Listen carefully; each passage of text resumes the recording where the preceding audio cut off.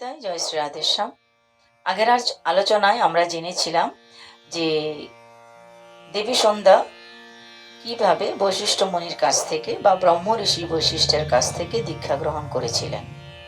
তা আজকে আমরা জানব যে কিভাবে তিনি নারায়ণ থেকে 3টি অমূল্য বর পেয়েছিলেন এবং তার যেই উদ্দেশ্যে তিনি নারায়ণের তপস্যা করছিলেন সেটাও কিভাবে প্রাপ্ত হলেন।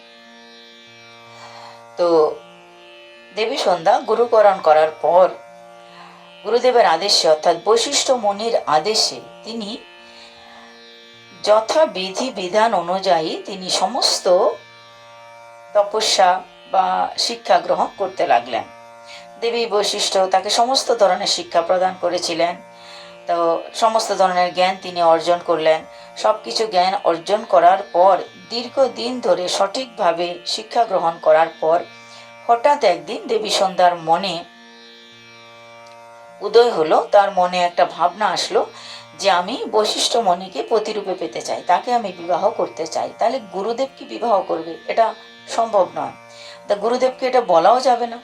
তাই তিনি কি করলেন, তিনি চতুরতার পরিচয় দিলেন। যেহেতু তিনি জ্ঞানী ছিলেন, ব্রহ্মার পুত্রী, আর তিনি বশিষ্ঠ মুনির কাছ থেকে জ্ঞান পেয়েছেন, তাই তার বুদ্ধিমত্তার পরিচয় দিয়ে তিনি কি বললেন যে গুরুদেব, আমি আমার পছন্দ মতো যদি কোনো বর পেতে চাই, আমার পছন্দ মতো যদি আমি পতি লাভ করতে চাই, তাহলে গুরুদেব আমায় বলুন আমি কার তপস্যা করব, কিভাবে করব, সে নিয়ম আমাকে বলে দিন। শ্রী গুরুদেব অর্থাৎ বশিষ্ঠ মুনি তখন তাকে বললেন, দেবী তুমি নারায়ণের আরাধনা করো। শঙ্খচক্র গদা পদ্মধারী নারায়ণ তোমার তপস্যায় সন্তুষ্ট হলে তিনি তোমাকে অবশ্যই তোমার পছন্দ মতো পতি গ্রহণের বর প্রদান করবেন। সমস্ত শিক্ষা এবং কিভাবে নারায়ণের এই পূজাটা করতে হবে, কিভাবে তপস্যা করতে হবে, সেই নিয়ম বশিষ্ঠ মুনি নিজেই দেবী সন্ধ্যাকে শিখিয়ে দিলেন। দেবী সন্ধ্যা গুরুদেবের আদেশ অনুযায়ী, গুরুদেবের বিধিবিধান অনুযায়ী সেই সমস্ত কিছু করলেন যেটা গুরুদেব তাকে বলে দিয়েছে। দীর্ঘ কয়েক যুগ ধরে তিনি নারায়ণের তপস্যা করছেন এবং মনে একটাই ইচ্ছা যে হে নারায়ণ, আমি বশিষ্ঠ মুনিকে, ব্রহ্ম ঋষি বশিষ্ঠ দেবকে আমি আমার প্রতিরূপে পেতে চাই। তো দীর্ঘদিন তিনি তার সুন্দর দেহকে তপিয়ে তপিয়ে কৃশকায় করে দিলেন, কৃশ হয়ে গেলেন। অনেক যুগ তপস্যার পর একটা বৃক্ষের নিচে বসে বসে তপস্যা করছেন। কত গ্রীষ্ম, কত বর্ষা, কত শীত চলে গেল, তার কোনো ঠিকানা নেই। একদিন এমন অবস্থায় তিনি এসে দাঁড়ালেন, তিনি ওই ধ্যান করতে করতে তিনি অজ্ঞান হয়ে পড়লেন। সেই সময়ে নারায়ণ কৃপা পরবশ হয়ে তাকে দর্শন দিতে আসলেন। শ্রী নারায়ণ তাকে দর্শন দিলেন, তাকে আবার জ্ঞান ফিরিয়ে দিলেন। আবার সে বল, আবার সে সৌন্দর্য, সে তেজ তাকে প্রদান করলেন এবং বললেন, নারায়ণ, হে দেবী সন্ধ্যা, তোমার তপস্যা আমি অত্যন্ত সন্তুষ্ট হয়েছি। তুমি তোমার শরীরকে তপাতে তপাতে কৃশ করে ফেলেছ এবং দিব্য তোমার শরীর, দেহ, মন হয়ে গেছে। তোমার শুধু দেহ নয়, তোমার মন, তোমার সমস্ত কিছু দিব্য থেকে দিব্যতর হয়ে গেছে। অতএব হে দেবী, তোমার প্রার্থিত যে বস্তু, তুমি যেই উদ্দেশ্যে এই তপস্যাটা করেছো সেটা আমার অজানা নয়। অর্থাৎ তুমি প্রতিরূপে ঋষি বৈশিষ্ট্যকে পাওয়ার জন্য তপস্যা করেছো, সেটা আমার অজানা নয়। সেটা তোমাকে আমি অবশ্যই বললেন, তোমাকে আমি 3টে বর দিতে চাই। যার জন্য তুমি তপস্যা করছো তা তো দেবই, আরো 3টে বর দিতে চাই। তুমি বর মাগো। দেবী সন্ধ্যা তখন বর চাইলেন। প্রথম বর তিনি চাইলেন, হে নারায়ণ, এই পৃথিবীর মধ্যে যত প্রাণী আছে তারা শিশু অবস্থায়, যখন তারা নাবালক থাকবে, শিশু অবস্থায় তাদের ভিতরে অর্থাৎ কোনো প্রাণীর ভিতরে যেন কাম ভাবনা না আসে, কাম ভাবটা কোনো প্রাণীর মধ্যে যেন বাচ্চা বয়সে না আসে। আপনি আমাকে এই বর দিন। ভগবান তথাস্তু বললেন। খুব খুশি হলেন নারায়ণ।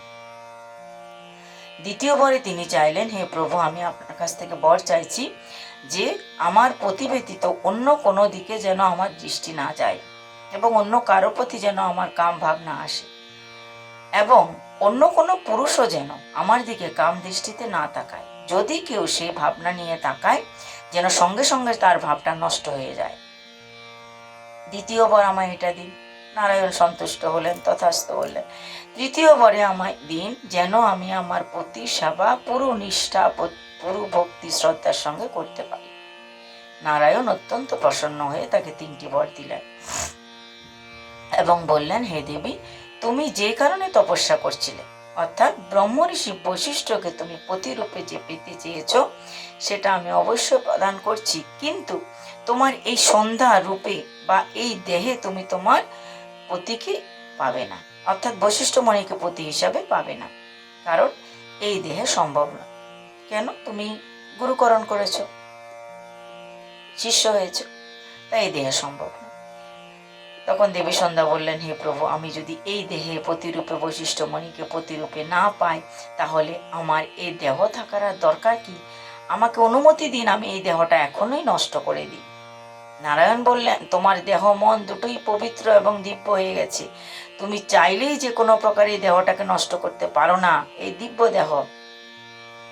কাজেই তোমার দেহটা নষ্ট করারও একটা নির্দিষ্ট উপায় চাই। দেবী সন্ধ্যা বললেন, প্রভু, তাহলে আমাকে বলে দিন, আমি কোথায় কিভাবে আমার এই দেহটাকে নষ্ট করতে পারি? নারায়ণ তখন কৃপা পরবশ হয়ে বললেন, হে দেবী, মেঘাতিথি নামে একজন ঋষি পুত্রী কামনায় যজ্ঞ করছে এবং সেই যজ্ঞে তিনি আহুতি প্রদান করছেন। তুমি সেইখানে গিয়ে, সেই যজ্ঞস্থলে গিয়ে তোমার দেহ ত্যাগ করো, কিন্তু তোমার কারণে যেন যজ্ঞ নষ্ট না হয়, যজ্ঞে যেন কোনো বিঘ্ন উৎপন্ন না হয়। তাহলে কিভাবে তোমার দেহটা সেখানে যজ্ঞে আহুতি দেবে? তুমি যজ্ঞে যেটা আহুতি দিচ্ছে ঋষি মেঘাতিথি, সেখানে তোমার দেহটাকে যজ্ঞের উপভোগ বানিয়ে ফেলো। যজ্ঞে যে দ্রব্য আহুতি দিচ্ছে, শ্রমিক, বেলপাতা, বিভিন্ন যে দ্রব্য আহুতি দেওয়া হচ্ছে, সেই সব দ্রব্য তোমার দেহটাকে বানিয়ে নাও। আর মেঘাতিথি জানতেও পারবে না তোমার শরীর রূপী সে বিভিন্ন অর্ঘ্যকে তিনি প্রদান করবেন, যজ্ঞে আহুতি দেবেন। তাহলে তোমার দেহটাও নষ্ট হবে, আবার তোমার কার্যসিদ্ধি হবে। দেবী সন্ধ্যা সেখানে গমন করলেন। যোগমায়া বলে তার দেহটাকে তিনি ওই যজ্ঞের আহুতি রূপে সৃষ্টি করে দিলেন। আর মেঘাতিথি সেই সমস্ত শ্রমিক, বিল্লপত্র, বিভিন্ন বস্তু নিয়ে ধীরে ধীরে ধীরে ধীরে সেই দেবী সন্ধ্যার শরীরকে আহুতি প্রদান করতে লাগলেন যজ্ঞের আগুনে। ধীরে ধীরে পুরো শরীর আহুতি দেওয়া হলো, আর সে যজ্ঞের আগুন থেকে ছোট্ট একটা শিশু সন্তানের আবির্ভাব হলো। একটা পুত্রী সন্তান পেলেন, একটা কন্যা সন্তান লাভ করলেন মেঘাতিথি। খুবই আনন্দিত হলেন, খুব প্রসন্ন হলেন, আমি একটা কন্যা সন্তান লাভ করেছি। মেঘাতিথি এভাবে একটা কন্যা সন্তান লাভ করলেন, আর দেবী সন্ধ্যা পুনর্জীবন লাভ করলেন, আরেকটা জন্মে তিনি চলে গেলেন। মেঘাতিথি বলছেন, এই সুন্দর শিশু কন্যাটি সূর্যের প্রভা নিয়ে জন্মগ্রহণ করেছে, সুন্দর সূর্যের আলো যেন তার শরীর থেকে ঠিকরে বেরোচ্ছে, তাই তিনি সেই অপরূপ সুন্দরী কন্যাটার নাম রাখলেন অরুন্ধতী। তাই সন্ধ্যার জন্মের পর আরেকটা যে জন্ম হলো, সেই জন্মে তার নাম হয়ে গেল অরুন্ধতী। আজকে এই পর্যন্ত আমরা শ্রবণ করব। এর পরের পাঠে আমরা আবার আলোচনা করব বা শ্রবণ করব এই অরুন্ধতী দেবী কিভাবে বৈশিষ্ট্যমণির পত্নী হলেন। আর দ্বিতীয়ত আমরা শ্রবণ করব কিভাবে দেবী অরুন্ধতী একটানা 12 বছর শিবশঙ্করকে প্রবচন শুনিয়েছিলেন, আর কিভাবে শিবশঙ্কর তাকে বর প্রদান করেছিলেন সপ্তর্ষি মণ্ডলে তার স্থান হবে। অর্থাৎ আকাশে যে সপ্তর্ষি মণ্ডল আমরা দর্শন করি, যে 7টা ঋষি সপ্তর্ষি মণ্ডলে স্থান পেয়েছেন, সেখানে শিব কৃপায় অরুন্ধতীয় স্থান পেয়েছেন। তো সেই কাহিনীটা আমরা পরের আলোচনায় শ্রবণ করব। আপনারা যদি পরের আলোচনাটা শুনতে চান, তাহলে বেশি করে সাবস্ক্রাইব করুন, নিজে শুনুন এবং অন্যকে শোনারও সাহায্য করুন। জয় নিতাই, জয় শ্রী রাধেশ্যাম।